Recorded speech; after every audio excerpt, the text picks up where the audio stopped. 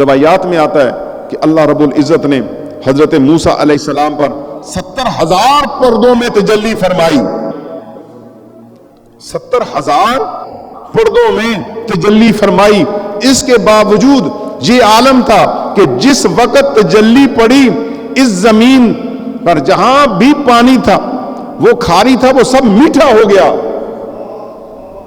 70,000 پردوں میں سے تجلی, وہ نور نکل کے جب زمین پہ آیا تو جہاں جہاں کھارا پانی تھا میٹھا ہو گیا. درخت, شجر اور حجر سب کے سب سجدے میں گر پڑے.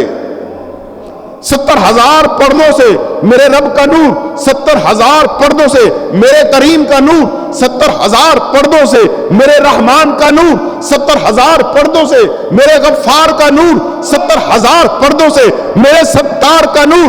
جب کوہ طور پہ گرتا ہے کڑوا پانی بھی میٹھا ہو جاتا ہے, اور کوئی ایسا درخت نہیں جو سبز نہ ہو گیا ہو, اور کوئی ایسا درخت نہیں جس کے ساتھ پھل نہ پڑ گیا ہو. یہ سارے کے سارے سجدے میں گر پڑے درخت, جبکہ یہ موسیٰ علیہ السلام پر براہ راست تجلی نہیں تھی.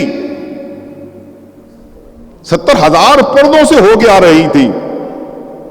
اور کوہ طور پہ جب یہ ڈالی گئی تو اس تجلی کا یہ اثر ہوا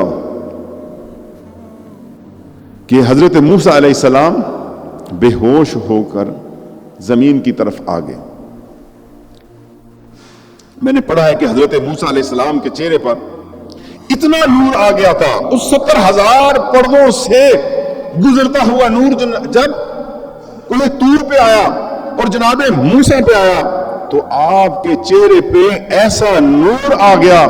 اس کے بعد ان کے چہرے کو کوئی بندہ ٹکٹکی باندھ کر دیکھ نہیں سکتا تھا.